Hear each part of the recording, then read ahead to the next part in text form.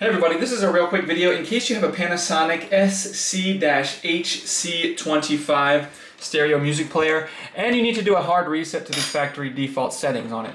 Now you're going to want to do this for one of two reasons. The first one is troubleshooting. If you're having any issues with this stereo, if the buttons on the top it's not responding, if it's not connecting to your device or anything like that, can very often be fixed with a hard reset. Now you might also want to do this if you're just trying to get this back to the way it was when it came out of the box and just have everything back to its original presets. Now if we want to do this, it's real easy. We're just going to start by unplugging it. And then once it's unplugged, we're going to wait at least 3 minutes. And after the 3 minutes is up, we're just going to come in and find the power button on the top of the stereo. And we're just going to press and hold the power button. And while pressing and holding the power button, we're going to go ahead and plug the stereo back in and just continue to hold the power button, continue to hold the power button, and keep an eye on this display.